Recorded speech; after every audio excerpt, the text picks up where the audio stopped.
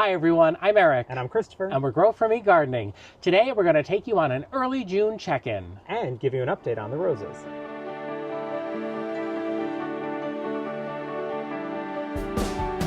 Hi everyone, and welcome to our garden here in upstate New York, Zone 5B/6A. Before we get started on the garden check-in, I think we should start up here on the terrace on the container check-in. What do you think, Christopher? I think that's a great idea. Look right behind you. I know, we're going to start with the full sun containers behind me. Front and center here is our patio peach, which is doing a very nice job, the bonfire patio peach. But look at how nice the annuals are filling in. We've never grown this Augusta lavender heliotrope before, and I'm really impressed with the scent. It's like a beautiful citrus fragrance. Yeah, it's really, really sweet. And it's very strong, and I'm really enjoying this color contrast with the yellow. The little yellows are pulling in each other, and the dark purple against the light purple is really nice. The osteospermums are starting to really grow in. That's these Moonglow African daisies. And I didn't know if I would love the saffron finch as much as I actually really am loving it. So this whole trio is really doing it for me. Christopher, if you zoom behind here, we can show the newest addition. This is, oh, you're going that way? Okay. I'm going, oh, sorry. We'll switch. This is a new Mongave from Proven Winners. It's called Thunderbird, and it's a cross between an agave and something else that Christopher knows the name of. Is it a Manfredo? Manfreda. I don't know. It's an annual for us, though, unless we want to bring it inside or do something Which with we it. might, because I think that one's really cool. We might, and they also sent us these, which are called Night Owl, which is the smaller version of a Mongave. And they'll get bigger. They'll get bigger and look really, really cool. Yeah, I'm excited about that. Moving over here to our other full sun. This has our Moffat Blue in the center. Again, more of the yellow and purple. I'm loving the way the alyssum flowers are coming in. Another fragrant plant. Our Meyer lemon is doing very well. There's 13 lemons on it. Did you know that? Did you count them? We counted them yesterday when we had friends over. I'm impressed. Yes. Part sun containers. Doing very well. This is a new coleus that had a little trouble getting adjusted to the sun, but it's done it. It's made its adjustment. And I'm, again, happy with the purple and yellow combination. And what's really interesting is this Mini Vista Indigo is like the least sun of the part sun containers, and it's still doing very well. It's very happy back there. I mean, I would say that's less than part sun, that very spot right there. Behind me, in our covered living space, little update on our houseplants. They're doing very well. These are Proven Winners Leaf Joy houseplants. Looking pretty strong. And the ferns, what is this, Living Lace? Living Lace Davana fern in the little baskets. Yeah, and they come in these, which I think is really cool. The color of these, honestly, up against the vinyl siding, and like, how often can you be thankful for the color of your vinyl siding? But it looks really, really nice as a combo. But turn here before you back all the way up and give a little update on our hanging baskets. So these are the Haney hanging baskets. I bought them in rust and spray painted them black. The begonias are coming in very nice. And the Terenia it's in there. It's growing. They were very small to start with, but they're doing well. This one here, look at that. There's some blue in there. But this same hanging basket combination called Double Dutch is repeated over here in this part shade container. And that Terenia is getting closer to the edge. It started a little bigger though than the other ones. These are Double Impatience, the wisteria color, and Boston Fern. So that's kind of it for the terrace update. What do you think, Christopher? Should we give more updates down this way? I think we should go down that way.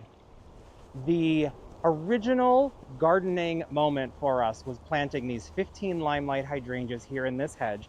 Last year we had a pretty severe mite issue that set them back pretty far, but this year they look amazing. And they lead you down here into the new dry creek bed area that we have planted up with a rose border.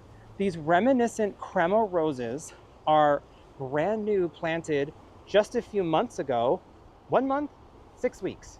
Yeah, pretty, not that long ago, but the cremas were really raring to get into the ground. They really were, and they have such a giant, fragrant, creamy flower. It's absolutely beautiful. I'm so happy with their performance, and we actually are going to have to make this bed a little bit deeper. A little deeper than anticipated. Because they got so big so quickly. And I do have to point out, it's like blossom, blossom, blossom, blossom. deer damage, blossom. So that's why. They're very prolific bloomers. There's some stuff to come in this area. The Siskiyou pink sundrops, which are a plant that did not come back the last 2 years. Those little beautiful pink iridescent flowers, they look wonderful this year. And yes, they spread, and we're letting them do whatever they want. Underneath the storm cloud Amsonia, there was a bit of a gap, and I had just a handful of saffron finch left over. What a great little pop of yellow down here. It really looks great, especially from far away. That's why I'm backing up, sorry. Yeah, kind of lifts the area up. You can see the African marigolds are about to pop, and the tall blue planet ageratum. There's a lot of plants. I've got to get them out of my mouth. That's doing great. Well, you're the strong one at this, so if you don't know the name, I'm hopeless. So when we have these squares of the yellow marigold with the bluey purple in the middle, these are going to look really, really nice. I just love the fact that I wouldn't say we have any of these traditional garden star plants in the garden, but look at the combination of textures, the Adagio maiden grass, the red obelisk beech. This is a sonic pink or sonic bloom pink weigela. It's coming out of bloom right now. In fact, I just cut some back only because there's a little lime hydrangea that we found at a garden center. So our little hedge of 5 is back to being complete. One of the plants I've been so excited about, double play Big Bang Spirea. And when I say sort of this not a garden star, I don't think of a spirea necessarily as something people are planting because they're in love with spirea. But what a gorgeous color, the combination of the hot pink, the faded light pink blooms against that really nice cool green. And then when it's paired with morning light miscanthus, this is a really great combination. That is really nice. Really, really happy with this. The grasses came up really quick this year. They did. And as we come along here, you can see it's just combination of texture. This rose of Sharon, long from blooming, but it's still giving us that nice shiny green foliage here on the back corner. To my right, you can see the Invincibelle Sublime Hedge is coming in very nicely. Again, we do battle deer, so it suffered a little bit of deer damage here, but I put out a wireless deer fence hoping that would deter them if they came back. But Fingers you never crossed. know. I'm surprised how much growth the Weeping Ruby Falls Redbud is putting on. I promised him it would get a little bit taller, and he kept saying, no, it's just going to weep. But behind me right here is one of my favorite spots in the garden. The Tottering by Gently Rose is glowing, covered in blooms right now. And Let's Dance Skyview is not playing around. It is not playing around. It is here. But Christopher, come up close, because we have the pistachio-colored centers of the florets, and then it ages out. And it looks like we're getting this like combination of pinky purple, which kind of makes sense because when I tossed the aluminum sulfate in the spring, I kind of went from this direction. And you'll notice the front is more purpley blue and the back is pinker. But I can't imagine it would work. Well, actually, at first I thought, well, I can't imagine it would work that easily, but Let's Dance Skyview is known for being able to be turned blue much easier. Oh, right. So, and it's more of a sky blue color, not a deep blue. And when we planted them, we also put aluminum sulfate in there because we wanted the blue. Look at the Midnight Masquerade Penstemon. Really growing in very nicely. Monty is glowing bright. What else is new and fresh since the last video? The Boscobel roses. Hello. What an incredible color. I mean, up against the Sensation honeysuckle, you've got the yellow and the cool lamb's ear color below. Gorgeous. Really, really pleased. I know. That's some cool kufia beneath there. The Quickfire Fabs are coming in nicely. Should we go that way or that way? Let's go this way quick. Let's go this way. We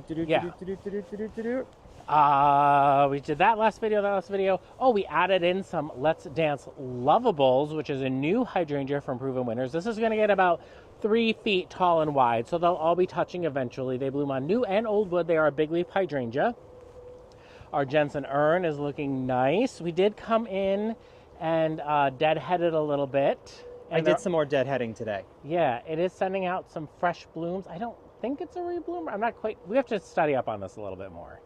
Even But if it didn't, the combination now is so yeah, lovely. I'm really happy with it. We do have some sweet romance lavender to plant that hasn't gotten in the ground yet, but I think this is the right spot. Oh, Lark Ascending is faded, otherwise I'd show you guys. There's a fresh one on the other side. Okay, but look at Crown Princess Margareta. Ooh, is she happy? Speaking of happy, not that well, let's take a moment to admire Crown Princess first. But then look to the right, my left. That lemony lace elderberry is also very happy. It has quadrupled in size since it was pruned. Yeah, it might be too happy. We'll have to reconsider that maybe. I don't know. But I'm really excited about it. What else is coming up? We showed the Schubertii in the last video, but come on over here. The reminiscent pink roses have done very well and are rebounding very nicely from the little nibbles from the deer on top. It's interesting, though, how a lot of the blooms are facing the house. I think that's because that's south. Right, that's the sun side. So maybe they turn their faces to the sun. Like daffodils? Stillwater clematis. Oh, look at those. Holy smokes. That's lovely. Also, I'm noticing the obelisk has tilted itself a little bit towards the north. Oh, well, you know.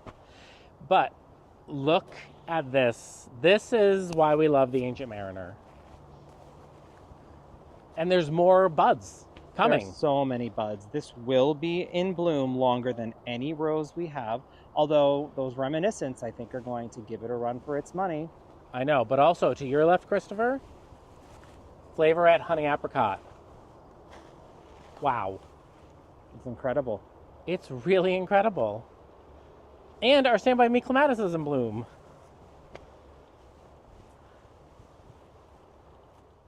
I have to say, I am very proud of my 29 petite floret dahlias. They've been pinched. They're all on drip. They're growing beautifully. There's a lot of new growth on them, and I'm fascinated with how many different colors there are just in the leaves. So, being that they're from seed, we don't know exactly what color or shape or form they're going to be. We have a loose idea based on what Floret designed the mix to be, but these are all going to be unique for us. I'm very excited about that. I'm excited too. We just got to get them probably. You were talking about a staking system you wanted to put in? Yes, we have some stakes on the way. We're going to do something that is functional but also beautiful, because this is not necessarily flower farm style. It's home style. It's just we like to do it because it's fun. Exactly. You'll notice there's a new addition right here. We had some larger shrubs here, but the scale was not right. This is a new Tradescantia or spiderwort called Webmaster.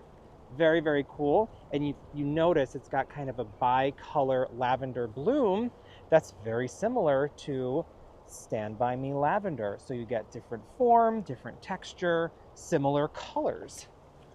Let's do a little update here on the food.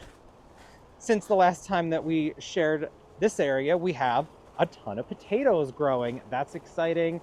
The vines are starting to grow up the trellis. After all that heat we had, the tomatoes are starting to act happy again. Gosh, we have lettuce. Honestly, this is the first time I know I've ever grown lettuce. Have you ever done it, Eric? Yes, I've grown lettuce before, and I actually think we might have some salad for dinner. It's so fun. I get such a kick out of it.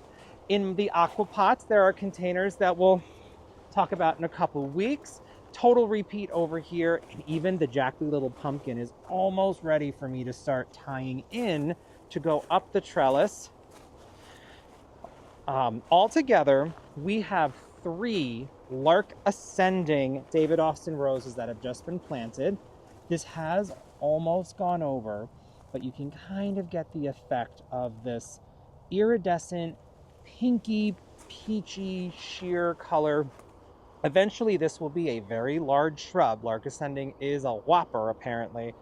But it's known for the flowers to be really beautiful when the light hits them. So this is a beautiful spot to sit on the terrace, and when the sun is setting, we'll get glowing apricot-y roses. Yeah. Really, really pretty. Absolutely. Ooh, and a zinnia update. You grew those zinnias too. I grew these zinnias. We had 1 bloom so far. I went through and I pinched them all really hard. Good, because they're growing really well now. I actually see buds already. Wow. These are gonna do so nice. This is, Alpenglow. Alpenglow, that's right. Any updates here in the shade? Just that enormous Sun King Aurelia. Sun King Aurelia is the king, 100% the king. It's funny, I was worried about having to stake the tall Thalictrum, but I think the Sun King is doing it for me. I do have low stakes in here, but this thing's great. It just glows. Enormous, and it's a perennial. This is a perennial. This was flat. Oh, but look at the buds in the back. What do we got? What do we got? We have lots of Gatsby Moon buds. This is a very interesting oak leaf hydrangea. Is it supposed to say smaller than the others, Eric? No.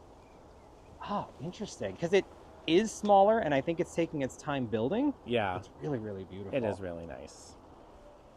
We did end up staking up our Carolina Sweetheart Red Bud. It just got like a little too leany towards the house, and I feel like if it's going to lean, I want it to lean that way.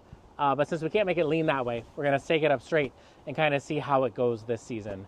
I see out of the corner of my eye Astacia Vi. Just do a little scan. So pretty. I love that rose. Pretty. Ringo Double Pink is growing. This was also another bare root. Oh, yes. Look at this little itty bitty rose. Yeah. Very, very cute. Emily Bronte is starting to take off. Really sweet rose. Beautiful fragrance. Which I can smell right now in this really, really nice breeze. Christopher went and planted this beautiful little drift of saffron finch, and behind it is a new perennial. It's a Eucomis. It's a pineapple lily, and it's purple. And that's kind of cool. And a new allium called Bobblehead, and that gets a little bigger than Serendipity. I'm excited about that, and some totally stoked Riptide asters. And we know Eric loves to say stoked. Look at the size of this aster flower. I believe that this one comes out next year. Yes, that I'm not sure about. But Christopher, if you go that way, I'm going to go this way. This area is turning into such a sweet little spot. We have the Hudson Bay Hosta back here with a painted fern in front. Crested Surf. Silver Linings, Artemisia. Our container is starting to come in with the Supertunia Hoopla Vivid Orchid. And Woolerton Old Hall has kind of done its first flush, but is already starting to get ready for its second flush. Yeah, it's putting out quite a lot of new growth. Which is really incredible. Also incredible is how fresh and happy the Lamium is still looking despite the heat that we've been having. And I know we're talking about how hot it's been, but we're wearing layers because all of a sudden this weekend it's dropped to highs in the 60s. So it's been a little odd. It feels like spring again. Yeah, it feels like spring again. Claire Austin. I mean, it's looking okay. It's looking okay. I wouldn't say it's looking amazing. It's looking okay. Some hostas and stuff I think we added in there, but I think we talked about in our last video. Oh, Miss America. I love this hosta because it looks like it's painted with watercolor brushes. It is pretty. And our Wabi Sabi Japanese maple is really holding its own. I remember in the springtime, we had limbed up this Shiloh Splash River Birch, anticipating the size of this Limelight Prime, and it worked out. Yeah, I think we it looks actually great. almost pulled that Limelight Prime out thinking it wouldn't have room, but I think it looks perfect I mean, there. I could do maybe like one more branch, but I think it really is working so far. The Let's Dance Can-Dos are coming in. They're a little oddly shaped, but I think they're all going to like grow up and even out and do their thing. But I wanted to show you Gabriel Oak.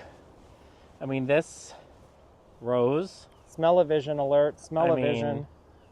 It's truly amazing. It's so iridescent and such a high fragrant rose. I'm so pleased with it. I don't even know what to say about it other than it's awesome. But container update. The vision has come to life. Urbino containers from Campania International with the obelisk in the center. Rise Up Lilac Days. Look at the new flower. Highly fragrant. Look at the spray of blooms that's coming. Underneath, it's underplanted with Pina Colada Lantana, Sparkling Amethyst, Superbena, Supertunia Mini Vista Indigo, and Supertunia Saffron Finch. And they're all planted the same, all 3 of the containers. I'm not going to lie. Can you see how they're starting to intermingle? It's already. Yes. And I think all 3 look equally as nice, if I do say so myself. We kept the same pattern, but we tried to start and stop them at different places. Yeah. I'm really happy with them.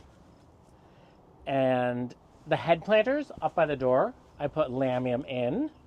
The shade containers are going very nicely. The electrical box bed is doing very nicely. The Catmin is playing very well with the double play blue kazoo spirea. The Olympia clematis. Gosh, this is a gorgeous, beautiful, perfect flower. What do you think, Eric? I think it's amazing you found that at Trader Joe's. Yeah, it's so good. It's so good. And remember, we had a little impulse buy 2.5 hours drive away up at the pop-up location for Gardener Supply. This is the Red Fox Katsura. Since planted, look at all the new growth. Did you notice this, Eric? I actually did not. It comes out in these really beautiful red tones, and then it goes into sort of an olivey color that looks like a turtle shell, if you ask me. And then it ends up a bluey, almost olivey kind of green. And then later in the season, this is going to be golden yellow. It's a really, really cool tree. I'm very excited to see how this does. Over here at the foundation bed, things are taking shape. The blue artist floss flower across the entire bed. I'm so happy that we did this. Originally, we only ever did it up here around the wee white hydrangeas, which are happily coming along. But now that we've got them extended all the way across, it makes such an impact. I think it also really highlights the shape of the bed when you look at it from the street. It's really beautiful. Again, a spirea, really shining. Look at these sort of, I call them oil spill colors, kind of the pinks and greens and blues and yellows. But then with these fluffy white pollinator heaven flowers, really, really like them. Invincible Spirit 2, they're coming along very nicely. And that takes us over here under the tricolor European beech, otherwise known as the bicolor European beech. It decided to just be dark pink and purple this year. We'll take it. Vanessa Bell.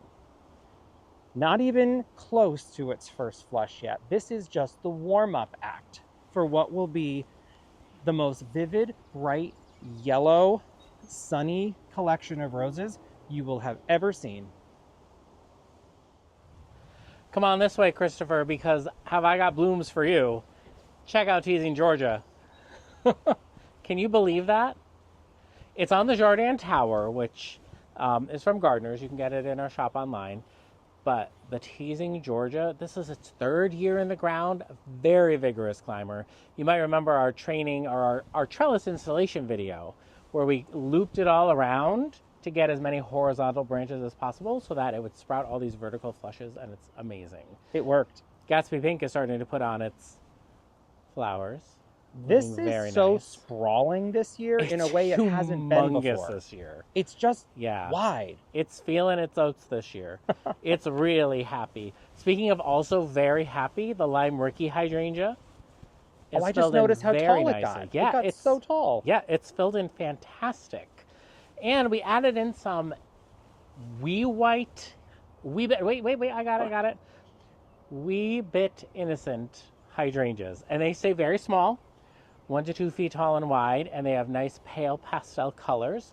They can bloom on new wood, but much later in the season, so they are something you definitely don't want to prune, and we'll probably protect these in the winter. How we're going to protect them, I'm not quite sure, but we'll figure that out when the time comes.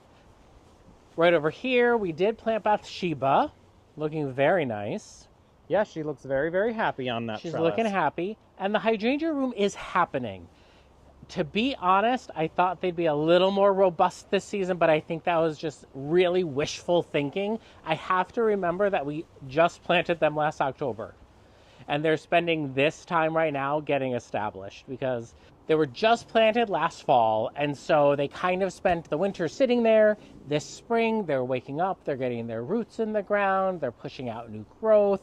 I think that they're getting used to their new home. And this year, you know, they're moving into the garden. And by next year, they're going to be thriving and living and huge and gorgeous. And not that I'm unhappy with how they look right now. It's just not quite exactly what I was picturing. Behind you, Christopher, our shade area underneath our dapple willow is looking really nice. There's a nice mix of colors in there. I wish I knew the names of these hostas. Diamond Lake. Oh yeah, that is Diamond Lake back there. Coast to coast. Is that the gold one? Yes. And then I know that's mouse ears, and I know that's wee. I love wee. Look at this, enormous. Eaten by something. Jack of Diamonds, maybe? Queen of Hearts? That's Jack of Diamonds. But it's looking really nice. Invincible rubies are starting to bud up. This lamium looks good too. Look how far along our Aphrodite sweet shrub has come. And remember, that was coppice to the ground. Yeah. So imagine how far along it's going to be by the end of the season. Also, how enormous our Winecraft Gold smoke bush is. It's so pretty. It's enormous. Oh, speaking of coppicing, Eric, Winecraft Black. Winecraft Black, exactly what we wanted it to do. They updated the sizes on the website to like 10 feet tall now. Well, that makes sense. When we purchased this, they were marked as 4 to 6 feet tall and wide, and now I think it's like 6 to 10 feet tall and wide. So I guess we'll just keep coppicing it until we kill it. Oh my goodness, is a Stormburst Phlox coming out? There is a Stormburst Phlox. Oh my back goodness. there. I didn't know that was there. And I posted the Kinsley Ghost Honeysuckle on our Instagram in a reel, and then I gave it its own post. It's probably the most asked about plant in our garden when people see it on Instagram, because it is so unique. It's very unique. It's got that eucalyptus look to it, and even when it doesn't have the yellow flowers in it, look at just that cool, soft look it has. Those are going to become red berries, which is pretty cool.